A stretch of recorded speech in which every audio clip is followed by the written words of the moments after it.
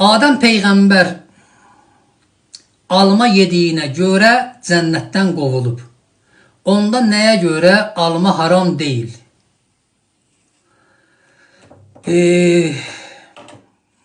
Təbii ki, bu ad sizin adınızdır. İnsanın sağ bu adı ola bilməz.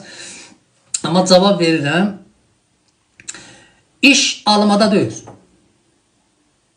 Düzdür ki, məsələn, xristiyanlıqda almadan danışılır. İslamda sümbül meyvəsindən, buğdadan danışılır. Lap başqa meyvədə olsun. Yəni, iş meyvədə deyil. Burada nöqtə var. Ona diqqət eləmək lazımdır. Allah eləyə bilərdi sümbül meyvəsini yaratmasın. İndi, məsələn, təfsir elmində alimlər də məsələn təfsir elminə baxırlar və öz fikirləri, nəzəriyyələrini yazırlar ki, ixracat var, orada mundarlıq olmaz. Adəm sümbül meyvəsindən yedi və o bayıra çıxmalı idi. Ona görə orada mundarlıq olmaz, ona görə onu çıxartdılar cənnətdən. Yəni bu cürdür. Burada nöqtəyə diqqət eləyin. Adəm yaranmamışdan qabaq Allah Bəqərə surəsinin 30-cu ayəsində mələklərə buyurur. İzqalə Rabbuka lil mələikə. Allah buyurur mələklərə, inni caelun fil ərzə xəlifə. Mən yer üzündə özümə bir xəlifə yaradıram. Xəlifə qərar verirəm. Adəm birinci insan deyil. Adəm birinci peyğəmbərdir. Dünyanın 4 milyard yarım yaşı var. Sən elə bilirsən Adəm birinci insandır. Adəm birinci peyğəmbərdir. Allah buyurur, mən yer üzündə özümə xəlifə yaradıram.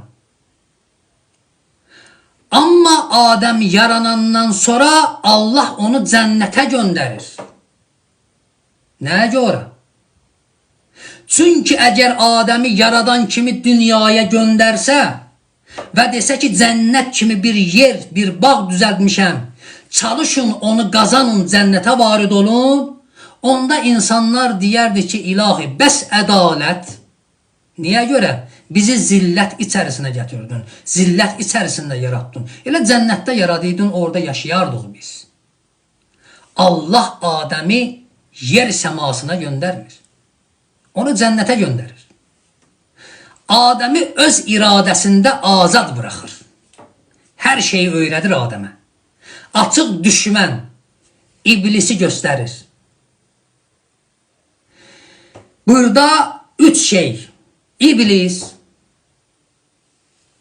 sümbül meyvəsi, yəni haram, bir də nəfs. Adəm cənnətdən çıxacaq bir səbəblə, öz əli ilə.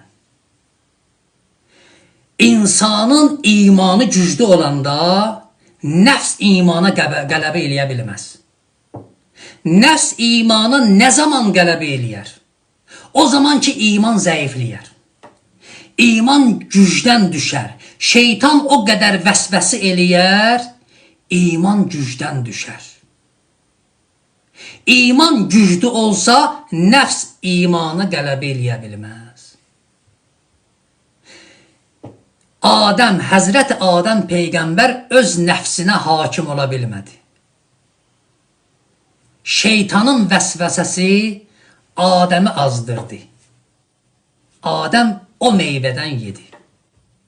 Onu yiyəndən sonra Allahın vədəsi inni caelun fil ərzi xəlifə, o mənim yer üzündə xəlifəmdir və Adəm Peyğəmbər cənnətdən çıxarıldı, yer üzünə göndərildi və orada olan insanlara Peyğəmbər seçildi, təyin olundu. Məqsəd budur. Növbəti sualımıza baxaq.